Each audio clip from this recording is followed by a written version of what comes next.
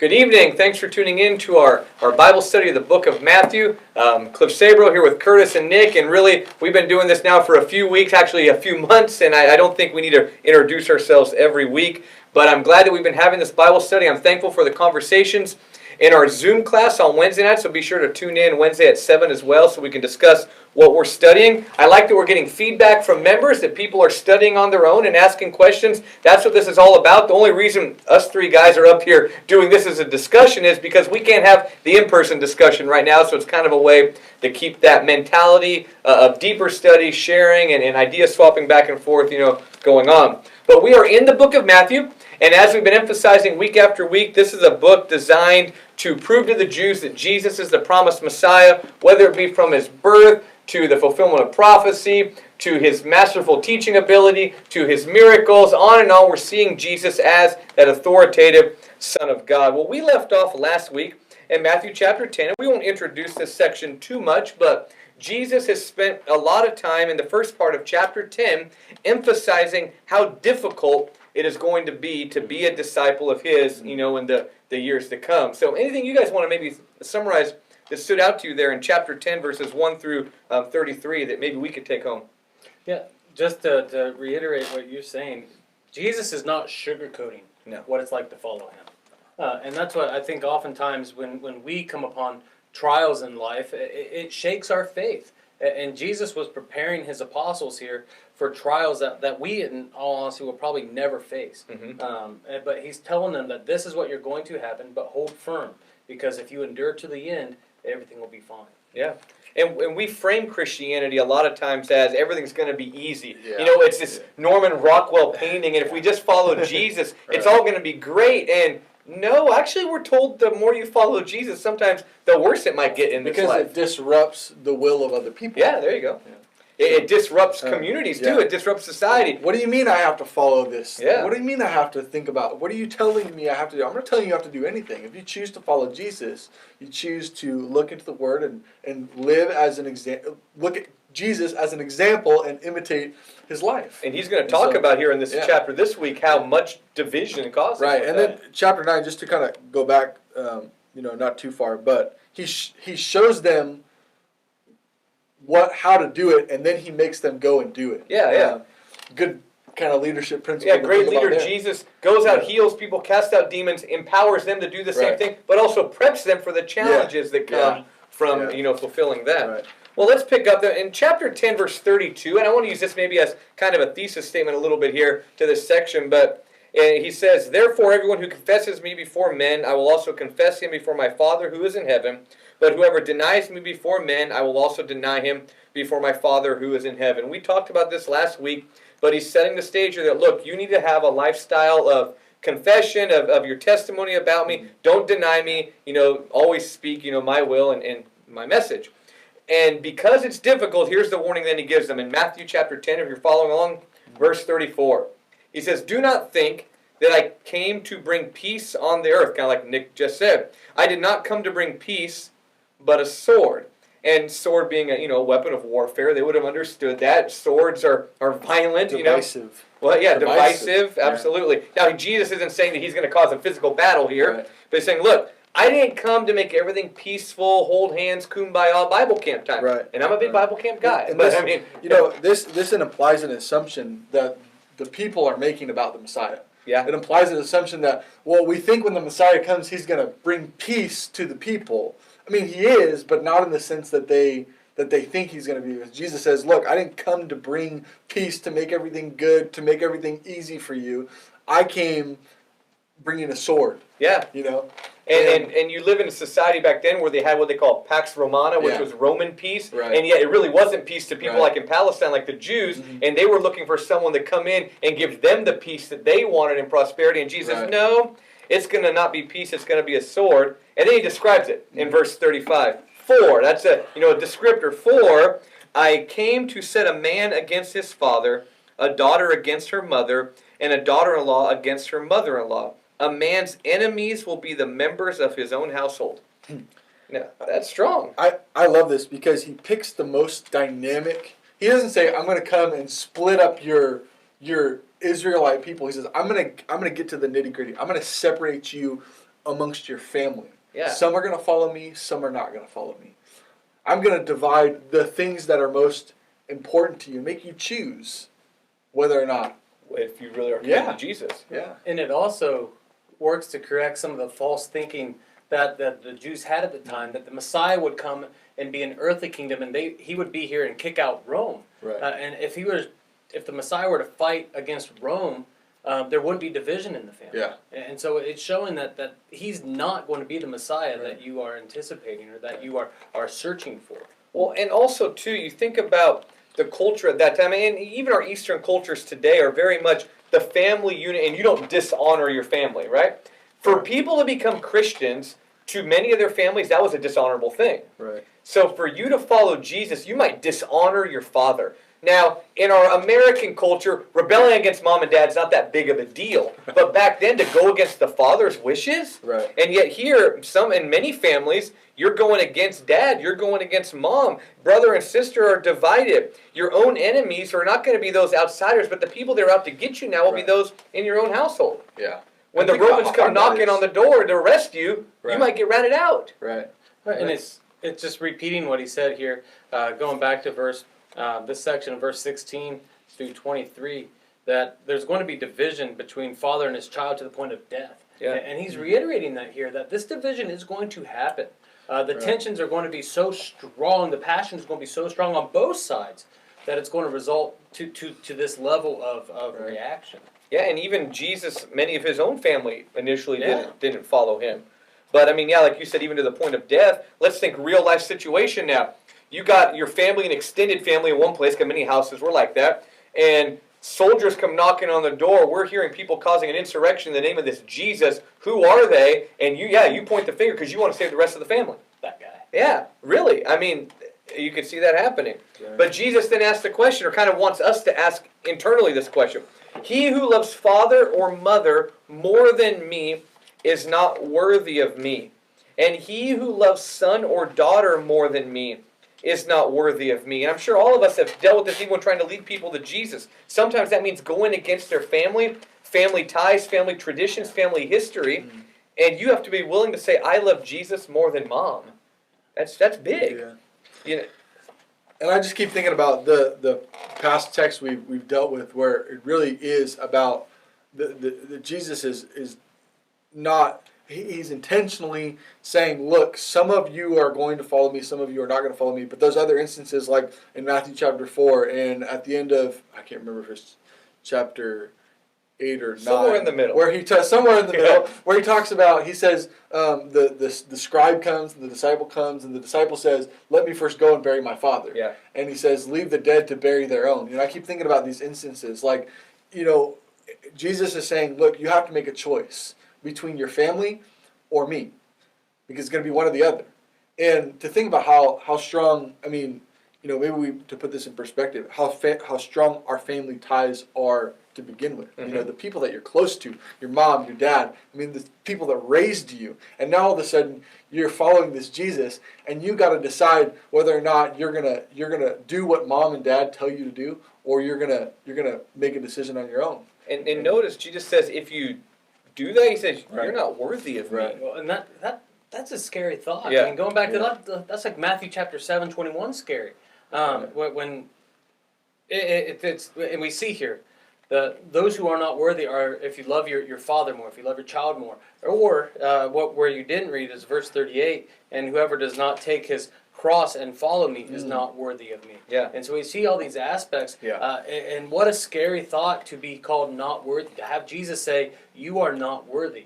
And that's tough, because I mean we're all fathers, and we can't even describe the love that we have for our children.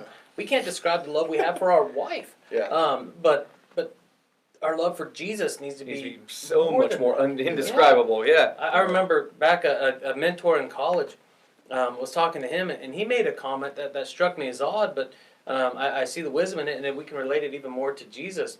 But he straight up told his kids were elementary school, junior high school, that if it were to save your life or your mom's life, I'm saving your mom's life, because I love her way more than you. And it's the same. Our love for our spouse needs to be like that, but our love for Jesus needs to be even more Greater than our that. love for our spouse. And Yeah. that's a hard love to have. Because I know, like we mentioned before, and when it comes to sacrificing family or something, that's hard. And maybe it's it's getting down to the ties. What are you tied to? What do you value more? Do you value your family or do you value God? Do you value your family or do you value God? Well, then it's he's kind of gonna- just like you explained. He's going to ask the question in this next verse, do you even value your life more? Right. Because look at verse 38.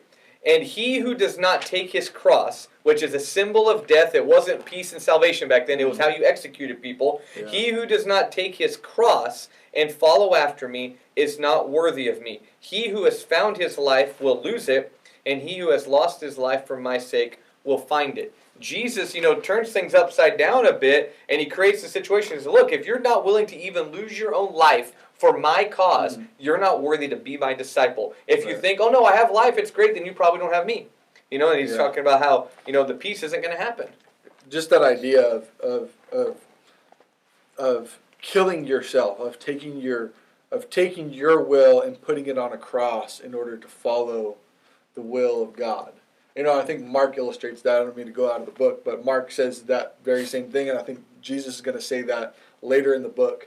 But the same idea is, if you want to follow me, you have to deny your own will, take up your cross, and follow me. And if you don't do those things, Jesus says you're not worthy. Not worthy. I mean that.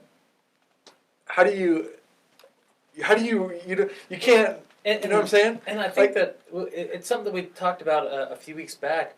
The whole concept of Lord, right? Right. If we are truly calling Jesus the Lord of our life, it is no longer me. It's no longer my decisions. Or if you don't want to, if we can't wrap our minds around the concept of Lord, think of it as our identity. If our identity is in Christ, our name is Christ, every decision we make is funneled through Christ. And so to where we're no longer the old person, we're now a new creation in Christ. Right. And maybe that's the better description of it. The idea of every decision you make being encompassed by who your Lord is, who your master is. And that's what Paul would say later about being a living sacrifice and all. And who you love, Yeah. which is tied to Shapes what all we're the talking about here. decisions. But jump back in here. It's so cool what Jesus does, because he gives 3 examples here of people who are not worthy. But then he follows it right back up with examples of those who are worthy. Yeah. And he starts here in verse 39 that those who choose to lose their life for his sake will find it. And that was these disciples here. Yeah. And they did. Well, look, then he goes on verse 40, and now he mentions you need to be worthy and serve me, but now he talks about maybe the response of others to you. He who receives you receives me, and he who receives me receives him who sent me. Now, earlier, remember in this chapter, he talks about, a house inviting you in and kind of taking care of you. So I think it kind of ties into that the disciple has to be, his needs need to be met. But he says, he who receives a prophet in the name of a prophet shall receive a prophet's reward. And he who receives a righteous man in the name of a righteous man shall receive a righteous man's reward. And whoever in the name of a disciple gives to one of these little ones even a cup of cold water to drink, truly I say to you, he shall not lose his reward. So now we have another teaching here that goes back to this idea of supporting, the gospel. But he says, the people that are out there, if they are blessing you in your ministry, they are going to receive the same blessing that the minister might receive. If they're taking care of a prophet, they're going to get a prophet's reward. If they're taking care of a righteous man, they're going to get the righteous man's reward. And even if you go down to little things like giving a cup of cold water to one of these disciples, he says you're not going to lose your reward. So I think the onus is on us then too, as those that maybe are seeing the disciples do works or God's followers do works. We need to make sure that we support that and encourage that good work. No, I agree 100%. And that's what we see going back to these examples of the worthy. We see the people who lose their life, the people who receive the apostles, the people who receive the prophets, and the one who receives a righteous man and the one who gives. And I think I don't know. It may tie back to where he talks about bringing a sword, and while the direct context may not apply, and this is where you guys can tell me I'm wrong and way out of the boat, but Jesus refers to his word as a sword, right? Mm-hmm. We see in Revelation that from his mouth it is a sword, a divisive sword. And so he's talking over here in this section, verse 40, that whoever receives you receives me, so receiving the apostles, and then whoever receives a prophet. And so we can look and see who wrote the New Testament, apostles and prophets. Yeah. And so it could be tying back into this right here. Well, Apply to us today. in verse 14 of the same chapter, he says, "Whoever does not receive you nor heed your words," so he does liken reception to the hearing of the message. So, like you're saying, if we don't receive the message of God in a positive way with an open heart, we are rejecting the prophet. Right, and maybe it's what you said last week too, active versus passive, right? To get us from just saying, "Oh wow, that was a good sermon," to, "Hey, I want to do what's in that. I want to do what he just spoke about," and that type of deal could be that same exact thing that you were describing. But Kind of also what we were talking a little bit about last week. It's really neat to show that Jesus is this mediator. He's this connection. Right? He says it point blank here: "Whoever receives you receives me, and whoever receives me receives the one who sent me."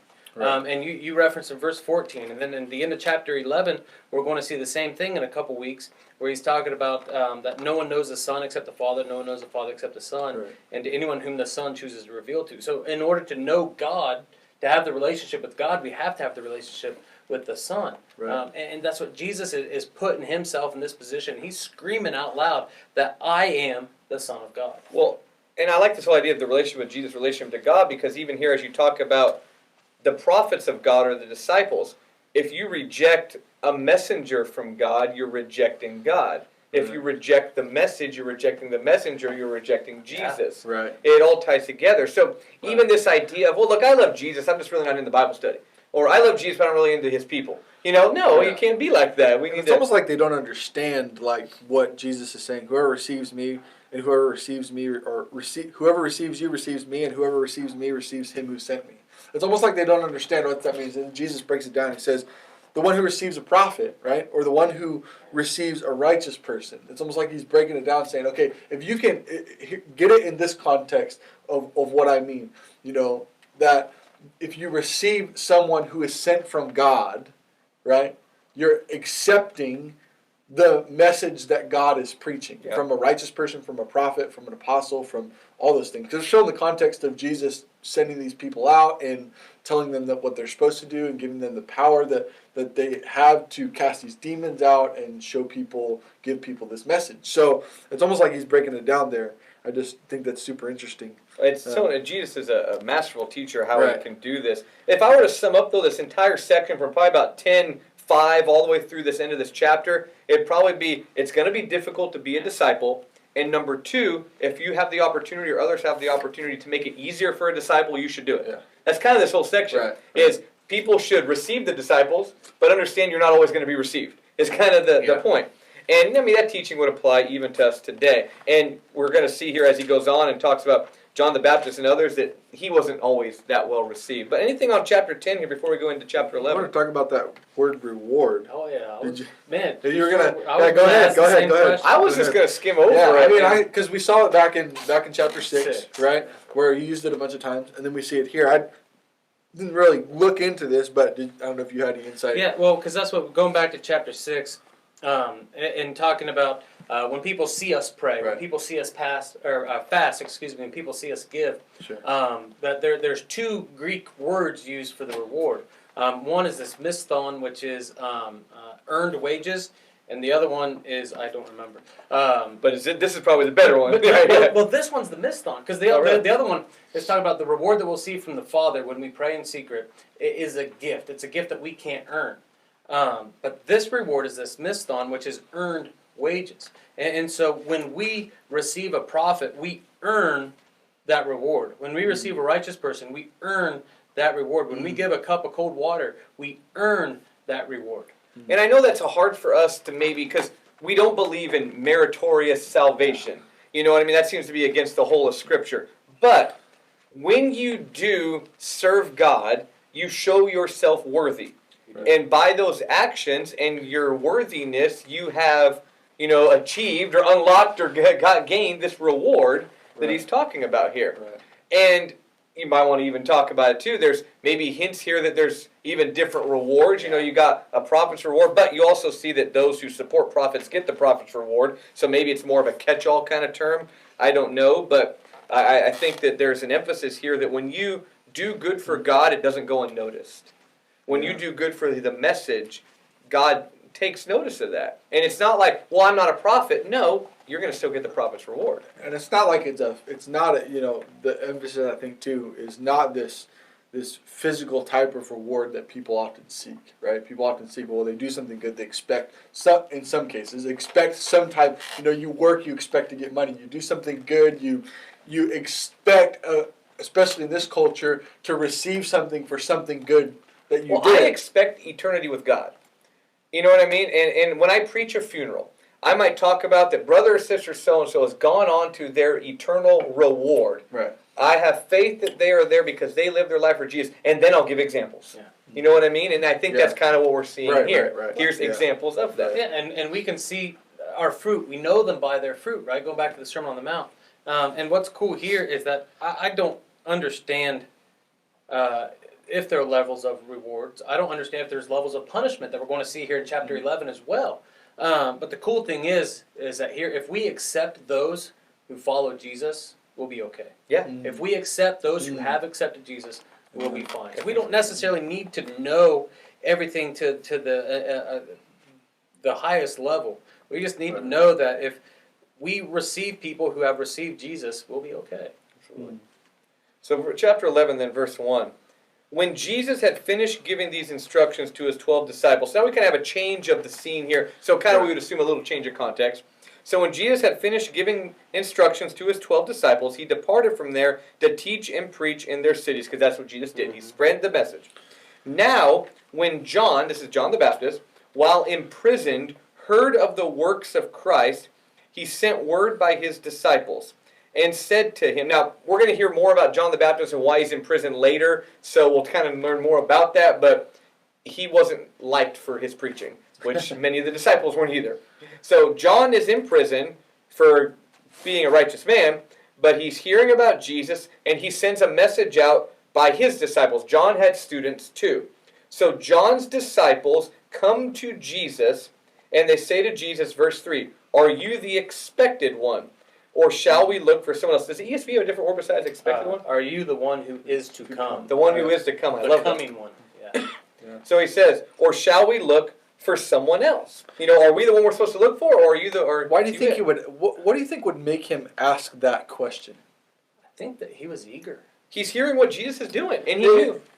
Yeah, but I'm saying like if there something, because not to get out of the other gospels, but when we see Jesus in John chapter 3, or not in John chapter 3, in Matthew chapter 3. Matthew does it. When Matthew chapter 3, we see that Jesus is acknowledged by the Father and the Spirit and the prophet, right? All three, but then here's John asking this question. Is there something that John is expecting of the Messiah that Jesus isn't fulfilling that he needs to think? Here's my profound I answer. think we see it. I don't know. No. Well, I think we see it. So, and that reference to the coming one, or the one who is to come, it goes back to Malachi 4:6, and then we also see some Isaiah here. And so I think it'd be prudent for us to look and see how Jesus answered the question, then we can circle back on that. So Jesus answers and said to them, "Go and report to John what you hear and see." And then he goes to those passages like you're talking about. He quotes, "The blind receive sight and the lame walk. The lepers are cleansed and the deaf hear. The dead are raised up and the poor have the gospel preached to them. And blessed is he who does not take offense at me." So what is he answering with here? He says that I'm not going to answer your question, but go tell him that the blind receive their sight, the lame walk, the lepers are cleansed, the deaf hear, the dead raised up, and the gospel is preached. Yeah. Which is exactly what Isaiah lists through things that the Messiah is going to Oh, do. it's kind of like preacher code word too, a little bit. It's like, okay, hey, just repeat to him Isaiah, 35 or whatever, 39, and when he hears it, he'll know. Yeah. And so these are the things that we know that Scripture is expecting the Messiah to do. Mm-hmm. These are the things that I have done. Right. Therefore, I am the Messiah. Right. I am the one who has And isn't come. this a synopsis of what he's said in Matthew so far? Yeah. This is all the works of Jesus in right. Matthew. It's He's Matthew. repeated this a couple of times Yeah, too. yeah. The same pattern. And you know who would have known these passages? Yeah. Jewish believers, right? Yeah. People Yeah. that knew the Old They would have been Testament. aware. And so what question is Matthew wanting them to answer? Is Jesus the coming one? Is Jesus the one who is to come? And Jesus says, here's the proof. I am. Yeah. And the cool thing is that what I wrote down here, it's based off what he did. Yeah. And granted, Jesus could have just said it. Yeah. He wouldn't even have had to say it. It just is, right? But he's already done it. But he's done it, and so that's what I mean. Yeah. Going back to this concept of doing and this active Christianity, we need to be a people where our work is evident by what we have done. Yeah. And verse 2, now when John heard in prison about the deeds of the Christ, and now when our neighbors heard about the deeds of us in the church, do people hear about the good things that we are doing? Is there proof? And there's proof with Jesus. I love it. Well, then verse 7. Yep. It says, and these men were going away. So the disciples of John now leave to go tell John. Jesus now began to speak to the crowds about John. What did you go out into the wilderness to see? So Jesus asked some kind of questions here. I love Jesus' Yeah. questions. A reed shaken by the wind? What did you go out to see? A man dressed in soft clothing? Those who wear soft clothing are in king's palaces. But what did you go out and see? So he lays there, he says, because all of them had gone out in the wilderness and heard John the Baptist preach, and John the Baptist was a pretty extreme character, we know that. Yeah. But Jesus goes, hey, why'd you go out there, just to look at the grass? Why'd you go out there? To look at a guy dressed in soft clothing? That's definitely not John the Baptist, because he wore camel's hair, right? Yeah. So those guys are in the palaces, not out by the Jordan. Right. He says, but what did you go out and see? A prophet? Kind of a Right. question? Yes, I tell you, one who is more than a prophet. Right. Jesus always says something good about John the Baptist. Yeah. He speaks extremely highly of him. Yeah. And then almost, I mean, just how much we see John the Baptist playing a part in Jesus' ministry and how John the Baptist is playing. Because you go back to chapter 3, he's in chapter 3. You go back to chapter 9, he's in chapter 9 asking a question. You go over to chapter 14, he's in chapter 14. Asking or being said that he's being killed, and then chapter 16, people are trying to identify him as John the Baptist, and Jesus is saying, "Look, who do you say that I am? Yeah. You say, right? Some people say that you're Elijah, one of the prophets, John the Baptist, or just a great man, but all these evidences leading up are saying something much, much more about who Jesus is, and I think this is just fascinating to me. You know, what did you go to see in the wilderness? I love what he asks. He turns to the people and he points it out and he says the grass. Yeah, what did you go outside? What the heck did you go out there for? Yeah. Isn't what you're seeing me doing much better than what was out there with John the Baptist? I mean, isn't what I'm doing more fascinating?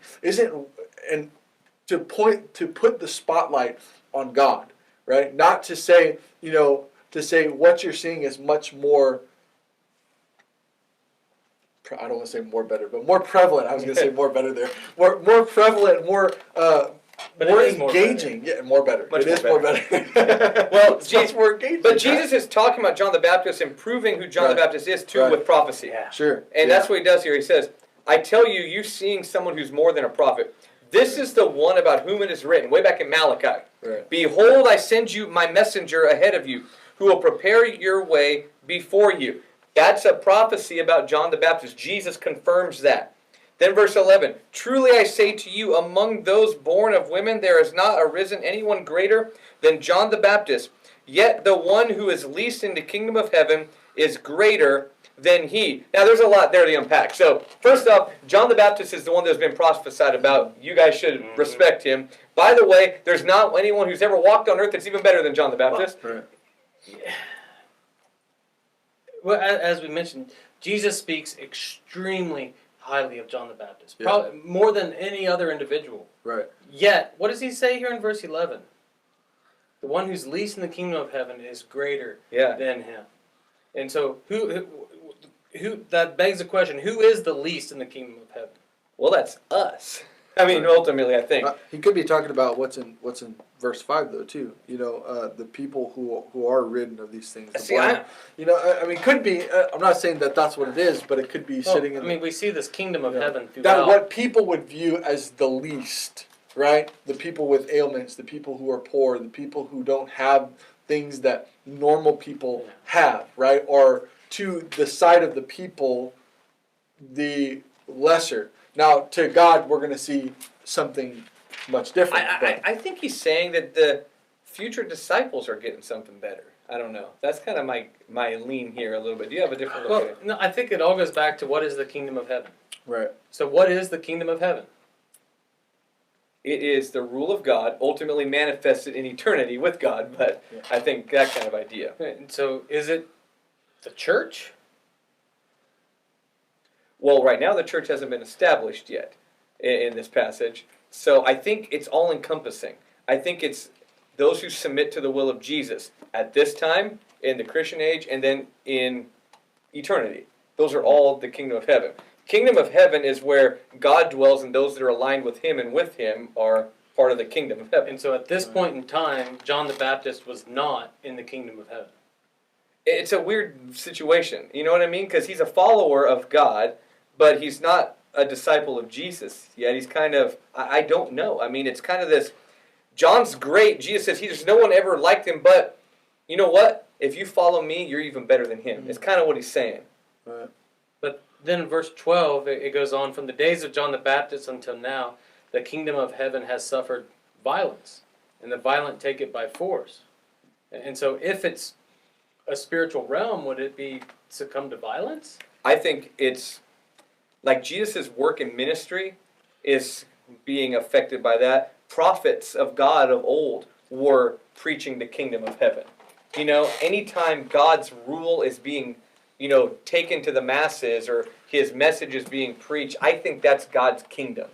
And when people rebel against it or are violent against it, it suffers. That's my thought. But it's hard to see exactly how Matthew uses kingdom. It's used all over the place, and it's hard to nail down. And I know we like to make it easy. We say, the kingdom is the church. Yes, but it's more. You know what I mean? That's just a little bit of it. Church is a small portion of the kingdom. Yeah. And it's not the same. It's so broad in how it's used. Right, and just even to think about the way the phrase is used, kingdom of heaven. Heaven implies something, the Jews would see heaven as what is above and the earth as what is below. So heaven and earth being, for Jewish terminology, being the entire would be like their phrase for The universe, whole, right? So kingdom of heaven is a kingdom that's out of this world, right? It wouldn't be a kingdom that's, it's a kingdom where God rules and reigns. And if you follow Jesus, you're part of a kingdom that's out of this world. Right. Yeah. Right. Well, let's Good look. sermon series. There you go. For verse 12, for the days of John the Baptist until now, the kingdom of heaven suffers violence, and violent men take it by force. We just looked at that. For all the prophets and the law prophesied until John. And they suffered and all that back then, but they're all pointing forward to John the Baptist here.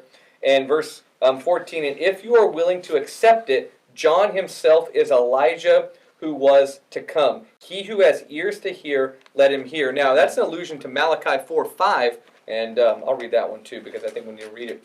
But it says, behold, I am going to send you Elijah the prophet before the coming of the great and terrible day of the Lord. There was this prophecy at the end of the Old Testament. Last book of the Old Testament says, watch out, Elijah's coming. Now, they didn't fully understand what that meant. Elijah was a prophet in the Old Testament. Elijah died, that kind of stuff. Elijah went up to Well, yeah, the but he's not around. His body was never found. He's not around anymore, okay? Right, and that's why what people would have thought, Elijah's coming back. Not that Elijah was resurrected, but Elijah's body wasn't left here. So he's got to swoop on back in, that's what right? they Yep. think, yeah. But Jesus says the one who swooped on in here wasn't Elijah, but it's Elijah. I don't know. 2.0. What? Elijah 2.0. Yeah, 2.0. It's like here's somebody who's the embodiment of the spirit of Elijah. It's John the Baptist. And John the Baptist came just like Elijah, as you've been expecting. And if you're willing to hear it, because he's the one that you were supposed to be looking for, that prepare the way for the Messiah. I think you both know that I have a fascination with names and what the names mean in the Old Testament and in the New Testament, especially when we see name changes. But it's really cool about Elijah. His name is God is God. And if you look at all the deeds of Elijah, what did it point to? It pointed to the fact that God is God. Yeah. Yep. John the Baptist, he was one to pave the way for who? Jesus. What did he point the Jesus. finger to? Behold the Lamb of God, right? Yeah. He was proclaiming the same message that God is God. It just happened to be pointing at Jesus with it. Right. I think it's cool. Yeah. It's It is neat. another aspect of And maybe him that's being Elijah. John himself is the one who's the proclaimer of the message that God is God. Yeah, I love it. So we'll finish up this section here, and then we'll stop for this evening. But to what shall I compare this generation? It is like children sitting in the marketplaces. who call out to other children and say, we played the flute for you and you did not dance. We sang a dirge for you and you did not mourn. Now, Curtis, before you got here, Nick and I were discussing this passage. You were dancing and dirging? Yeah, we were doing that. But no, I was playing the flute. and the conclusion that we came to here, and you can either agree or disagree here, is that Jesus is saying, look, the people of this generation right here have had opportunity after opportunity to hear the message. He said, I played it like a song, and yet you didn't dance, you didn't respond. So then we sung it like a dirge, and you didn't mourn. Every way they've thrown the message at the people, they didn't respond the right way. Yeah, it's like nothing pleases you. Yeah. Nothing's going to draw you in. Yeah, it's like Jesus and John have invited them to come play with them, to come dance with us. Right. And what do? They stand back there and just criticize. Yeah, he said every opportunity. I've came to you this way, I've came to you that way. I can't get through to you. And then Jesus says John did the same thing. John came neither eating nor drinking, and you said, well, he must have a demon.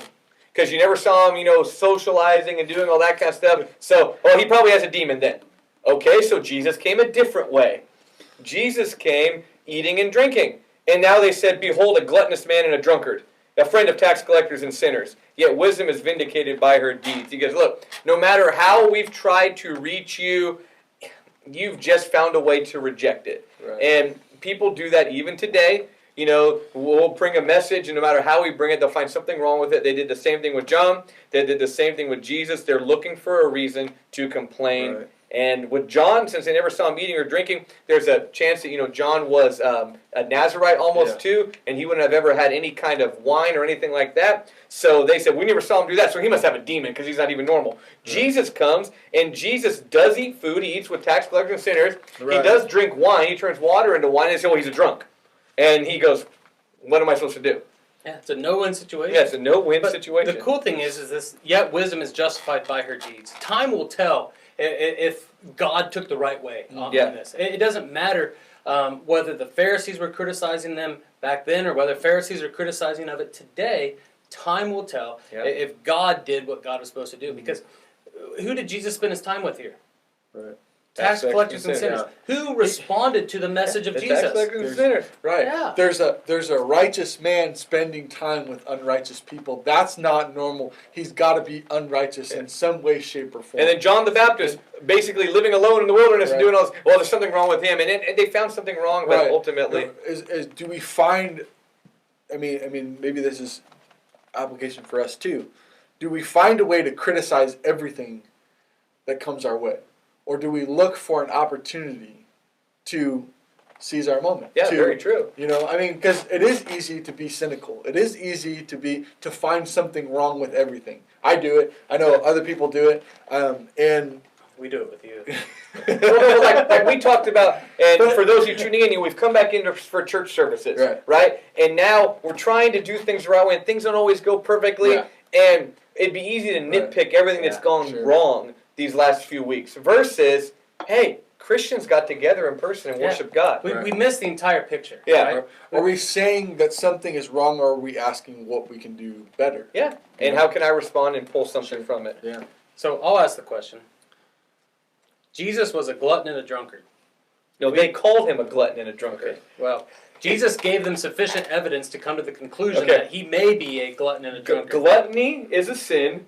Being drunk is a sin. Yes. So Jesus, not being a sinner, obviously wasn't a glutton and a drunkard. He did eat food, though. And apparently they saw him eating enough with tax collectors. Like, that's all he ever does is eat. Now, from a Pharisee, I could imagine them twisting that situation. Yeah, and then because, they saw him drinking wine, which wine back then was a common drink of the day. It was, you had to go out of your way to kind of get drunk from it. It wasn't as potent as what we have and all that. Jesus would have never been a drunkard, but he would have drank wine, and they said, wow, he's a drunk. No, just because you saw him drink wine that one time with a tax collector and you saw him eat that one time doesn't mean he's that. You know what I mean? They're nitpicking at Jesus. Yeah, and almost a common response, because what we see in the book of Acts is, these people being called, drunkards because they were doing miracles. So it almost seems like there's a common lineup between people who are doing that and saying, oh, they're crazy, they can't do that, And we do the same thing today. Oh, they're crazy, they don't. They drink too much wine, or they, you know what I'm saying? It's just, and it that's seems what, like there's how often continuity there. When we, the collective we, discuss sins, what's the first thing that comes to mind? Drinking. I think we always attack it. And so do we attack it the same way the Pharisees attacked Jesus? So is there an issue with drinking alcohol? Jesus did, and I think if we look at the miracle of the wedding in Cana, that it wasn't just diluted wine. It was the good stuff. And so have we drawn a pharisaical conclusion when it comes to the consumption of wine, consumption of alcohol? Well, I'm going to have fun with this one. What if in the Zoom class, Oh, you can't back out of it. so to say, in the Zoom class, all of you tuning in a discussion, we can deal with this question, okay, of how we approach this. Now, I've preached on this before. I've written on this before. I think, that kind of thing. But, I think we can discuss that a little bit here. But we also need to make sure that we, in discussing, modern day consumption of alcohol and trying to plug it in here, we just missed the whole point of it. The point is that here, Jesus came reaching out to people, and they found something wrong with everything that he was doing. Right. I do believe Jesus drank wine, and I believe the wine they had back then was alcoholic to some extent. I don't know much about alcohols, and that kind of stuff like that, but that's what I get from history and scripture in that kind of regard. And they tried to use it against Then the question you ask is, why would they call him a glutton or a drunkard? If he wasn't good, that's clear. But clearly Jesus wasn't that. No, he wasn't. He wasn't. But you can find something wrong with anybody. And I think that's the message. And you can make the assumption that somebody's a glutton or a drunkard. Well, Nick's always out at restaurants with people. So Nick, all he does is eat all day. But Nick's having a Bible study with the people he's at the restaurant with. We can point a finger at that. Or go, Nick's always at Stacked downtown because Nick likes Stacked. And they got a bar in the back of Stacked. Therefore, he likes being at the bar all day long. Nick doesn't like being at the bar, just in case you're tuning in. But you know what I'm saying? If you're going to find, you can find something wrong. Nick is at the coffee house talking to people, so he's a caffeine addict. Yeah, well, he might be. I've seen a lot of those rock star kids in the office. But to that point, we are so quick to take a pharisaical approach. I am so quick to take a pharisaical judging approach on others, and we completely miss the picture. Instead of us going out there and reaching the tax collectors and the sinners, we're going to criticize the people that do, and we're going to look at a small portion of what they have done or what we are perceiving that they do, and draw these generalizations and start throwing rocks at them instead of getting out there and doing the deeds that others can see, doing the deeds that John the Baptist. And when you're so worried about those, you don't do the good that needs to be done. And people who are criticizing are not doing a lot of self-reflecting in their own life, because we all have sin. We all do things that are wrong. So to make an assumption about somebody without reflecting your own and say, well, I deal with stuff too. Yeah, and then we also just as much wrong as what if Jesus didn't eat with the tax collectors and sinners? Yeah. And then because he was afraid of his rep, you know what I mean? And we do that too. Funny story. I was at Winco last night. I bought ice cream, Diet Shasta, and Perrier sparkling water for Zinni, because Zinni likes that frou-frou water. Okay? Yeah, fancy. It's her birthday, Maddie works at Winco, and I'm holding this green glass bottle, and Maddie walks by the way where I'm thinking, what if she thinks I'm buying alcohol? So I put it in the rack over here. Hey, Maddie! And then I picked it up. And I was like, what if she thinks I'm hiding the alcohol? So, yeah. We've had I cook with white wine. And Heathen. I know. But you don't have the alcohol. But I've had the same instance where I'm at the checkout and all of a sudden someone's behind me at church or who comes to church and I'm thinking. Well, I only buy Perrier, so I'm just saying. But now that I'm sweating enough over that topic, we're going to bring this discussion to a close tonight. We'll talk more about this. It's not recorded. That kind of idea. But I do thank everybody for tuning in. Takeaway for tonight. Number one, we got to go back into chapter 10 and realize that the Christian life is going to be difficult. Number two, if we don't support Christianity and the message of Jesus, he's not going to support us in the end. It's kind of the idea. John the Baptist was a great prophet of God, but Jesus was even better, is the message we see here. Amen. And if they rejected John, they're going to reject Jesus. And by proxy, we shouldn't be surprised when they reject us. Yep. So with that, we'll close out tonight. I thank you for tuning in. We're going to replay this again on Wednesday night, and it's going to be accessible all the time. And then we'll have our Zoom class at 7 o'clock on Wednesday. We're going to still be in person at 10:45 here at the church building with some different protocols in place for safety. Again, thanks for tuning in. Have a good evening.